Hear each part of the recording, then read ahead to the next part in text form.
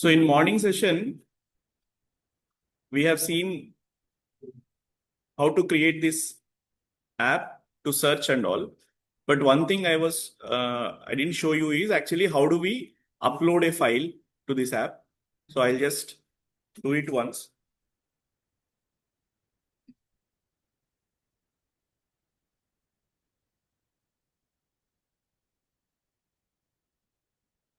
So in the device manager, just click on the devices, whatever is running, and then go to device explorer. So inside that you have SDA card. In that you have downloads. Right click on the download and upload any JPG or PNG file. Then it will start appearing inside your emulator. Okay. So that is one thing which I want to show you. So now we'll start the day 2 sessions. So till now we were just completing the day 1 sessions.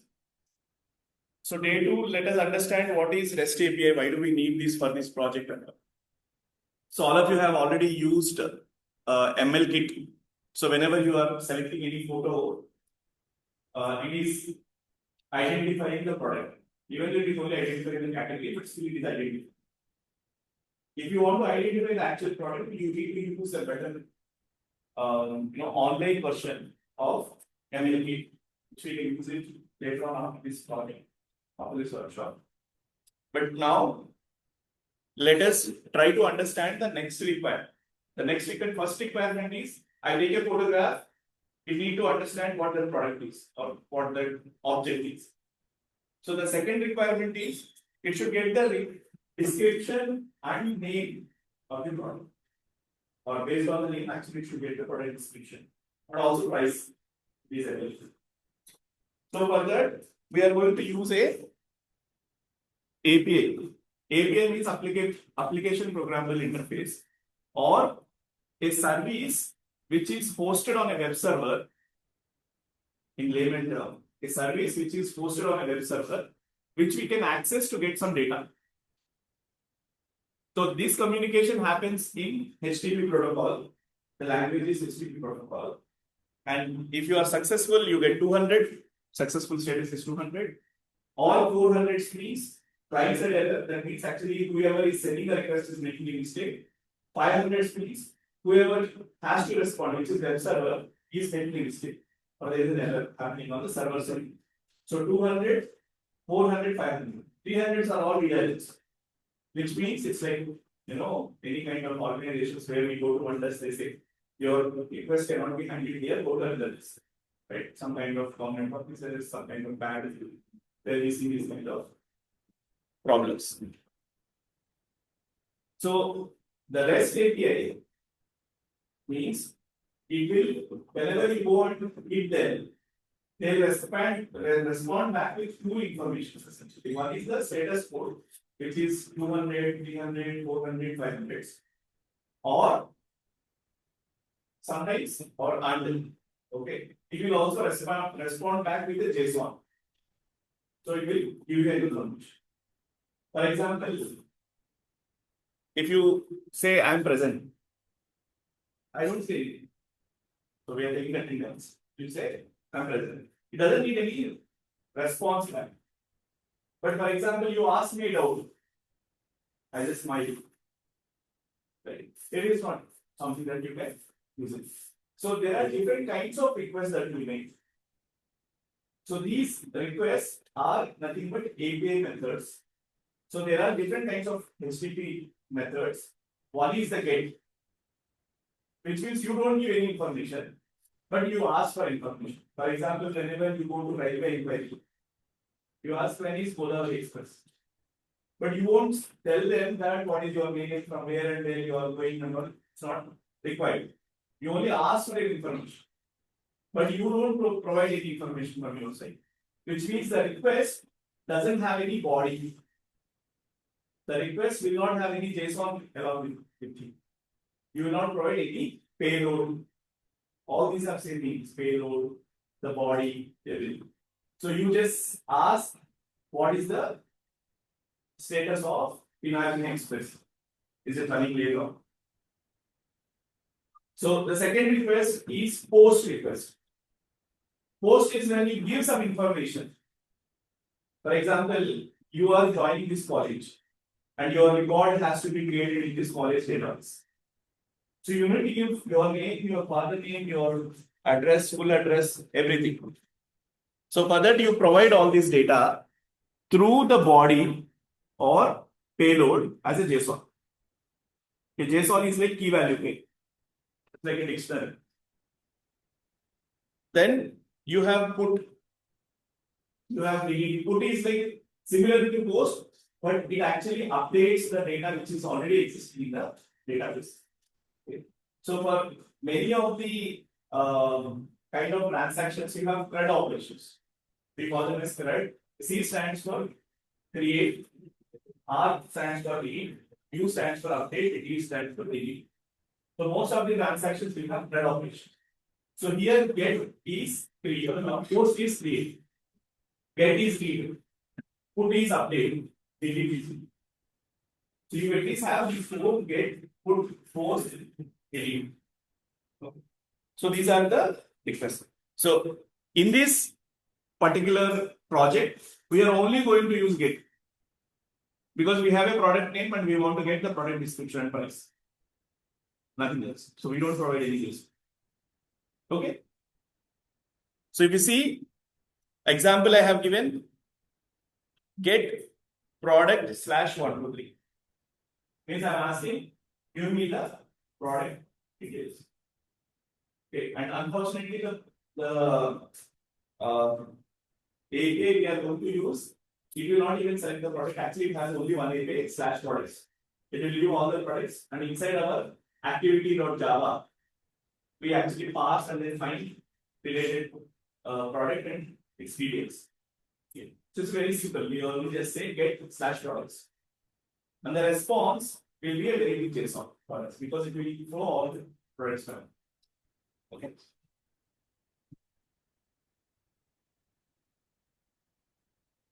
So why should we use APIs? Okay. So why should we use APIs? Why can't we have all this information? So we use APIs because we can't maintain all this data by ourselves. It has to be updated. And the data can be very big that your phone cannot handle it. Because we are going to put the app in the phone, not in our engine. Right? So those are the reasons.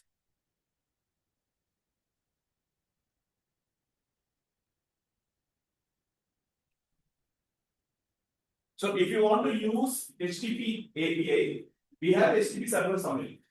But we need to write our client. Right?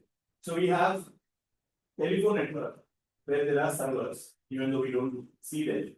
But for receiving, we should also have a phone. Right? Otherwise, I can't. You should have a phone, you should have a SIM card, which actually gets the signal from the local tower. So these are the clients. So here also we need to write a client, and there are several clients. One is Retrofit, second one is Wally, third one is HTTP/URL. These are the libraries which help us to connect with the server through get post requests or put requests or delete requests, and we will provide them back the response code as well as the response. Okay. So out of these, we are taking Retrofit because it is easy, powerful, widely used, and there is no need to pass the JSONs here. Okay. So if you need to pass the JSONs and all, you need again JSON library, and it's very difficult. So these guys, the Retrofit library, will convert your JSON directly to object. Because as I told, JSON is nothing but a notation in which we can represent the object in the memory on a disk or over the network. I can write it on a paper. JSON I can write it on a paper. But Java object I can't write. Try to read the Java object. It will say object at the rate 1564:2488 something. It is not readable. You won't see the attributes, you won't see what is the method. Okay. So here I'm using it. retrofit further. So again, retrofit is L3. So we need to add the dependencies on build variable. Okay, sync it or try again, so that all those things will be downloaded. You see, there are two libraries essentially. One is retrofit. Second one is retrofit converter JSON. JSON is a library from Google to convert JSON to object to JSON. Okay. So JSON is a library by Google, G stands for Google, which converts object to JSON, JSON to object. It will do the parsing. For us, we don't have anything. So these two libraries we need to import because we need to not only just hit the API, but we need to parse and use the response. Right? So we need to do these two things.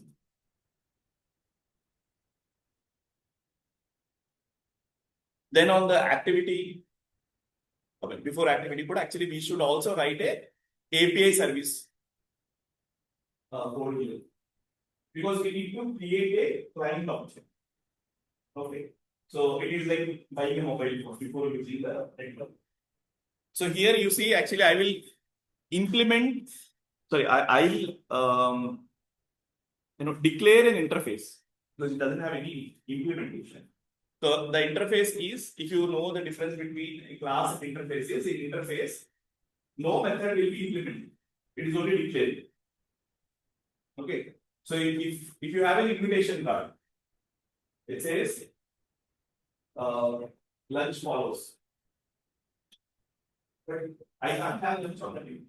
I should actually go to the actual function to have the lunch. So the invitation card is like an interface. It will tell you what will be there, but it won't tell how it will be there. So can I understand what kind of sweets will be served in the lunch? Smell, even what kind of sweets probably they can write. If they are, through advertising, they can write 300 types of food will be served in the marriage, this, that. But you can't smell it. The actual thing will be in class, will be in implementation, not in the interface. Interface will only tell which methods and all will be there.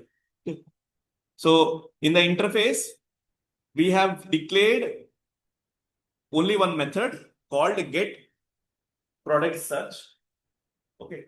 So get is, we are saying that this interface has a method. When you call this method, it will send a get request to HTTP and to this particular API endpoint, products/search. Okay. And what it does, nobody knows. Because it is not implemented here. It will be implemented in the next. Actually, we don't implement it. It will be implemented better. So if you see here, this is the retrofit actual client. Previous one is interface and this is the actual client. Where we are implementing get instance. So get instance is a method which is a static. Static means actually no need of creation of an object to call the instance. You can just call up the class name. So the class name is retrofit client dot, you can directly call get instance. And what that will do is it will create a retrofit builder. Okay. And in that builder, you are hard coding to which server you have to talk. Because previously you said product/search. But normally if you see any web server, its web server will be like what? Like dummyjson.com/HTTP http://pec.ac.com.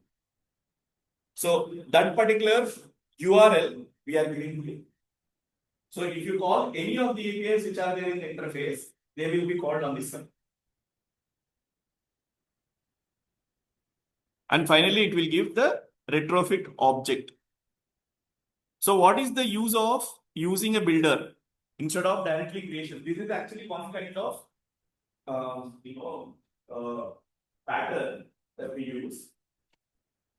Where, for example, I want to build a house. I can build it by myself by not going to office, if they get all the daily labor, everything, acquire everything. Or else I can give it to a partner. So there are both such forms. But if I give it to the contractor, right? I have an agreement on quality. So he will take care of it. It will be more costlier, but it's easier for him. It gives more. So builders are used in Java programming to take care of few things. Like if there is any problem during creation of the object, what it has to do, everything it knows. No need of you actually putting try catch, taking care of all, etc. That's why we are using builder here. So ultimately, it will give the retrofit client object. This is like phone. Now you make a call up.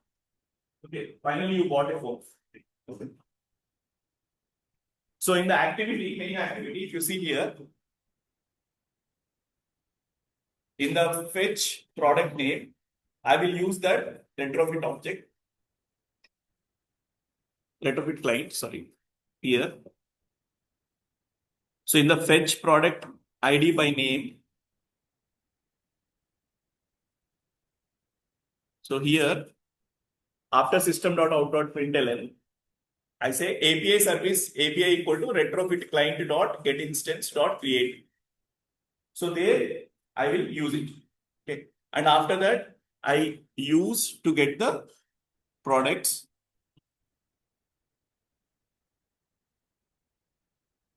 See search response.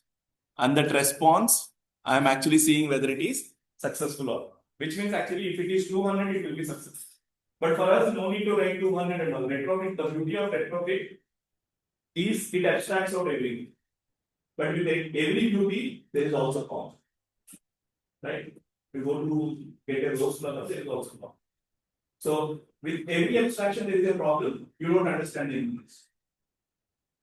So this code looks very dry for you because you don't see 200 here. You don't know how it is calling, how it is parsing. That is all abstracted. But the beauty of it is you can use it with less number of lines of code. So if you see here, this code will not make sense immediately for you because it is not showing any internals. Okay.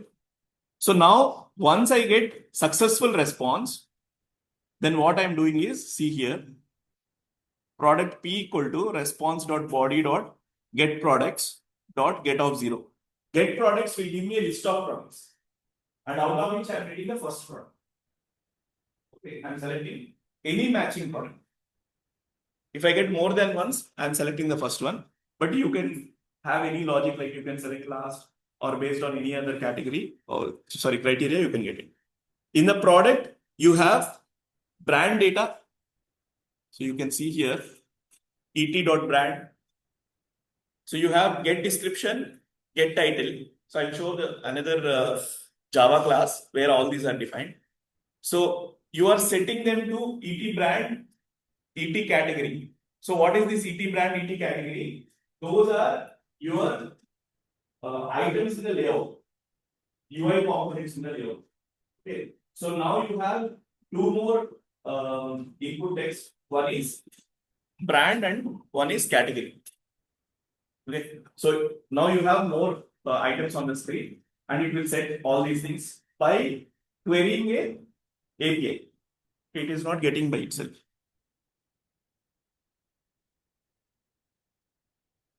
So this is the model class, which means what we are saying is for JSON, no need to parse yourself. So we need to tell the structure of the JSON in a Java class. So here what I'm telling is that particular JSON will have one ID, one title, description, price, brand, category, and thumbnail. So these are all will be there inside the JSON. So the retrofit client will directly use this object. And then using JSON, it will convert the object into JSON and JSON to object. Okay. And you have all these methods which I have used previously, the brand category. Those methods are coming from this class. Okay. So the API response essentially is also declared as a class. And inside this class, you see it has private list product. Product is the previous page. This products. the variable. Okay. And whenever you hit the API, you get this response. If you just go back these slides, here you can see I am using the DG search response. Okay. So that is nothing but this class. So now with this, we came to the next mini lab where you need to declare this product and all other classes and hit the dummy.json.com is the site where you have all the product details. So unfortunately, whenever you are using our ML kit, it is actually giving different results. Like it won't say Apple or something. And all these products are like e-commerce. So even if you take a shirt, it is saying like outer fit, outer wear something. So just change it because you can also edit that. So make it as shirt and then hit this API. So don't just scan it and do it. If you do that, it says product is not available. So whatever the product is available, you should only test it. Okay. So that is first lab.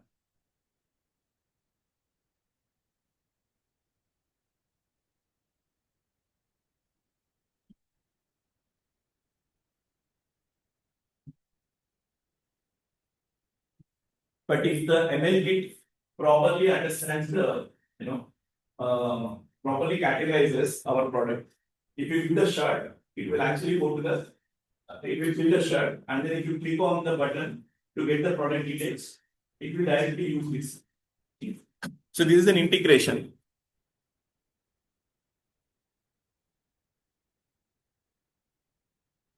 So if you see here on the screen, I'm showing. So sometimes actually it works. So I tried it when it worked. So I gave a shirt, and the ML kit has identified it as a shirt. And when I click on get product details, it got blue and black check shirt, and it has also given me the description.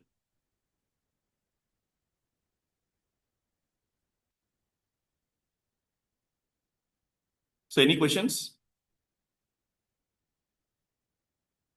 Okay, then I'll stop here. Let us do this plan.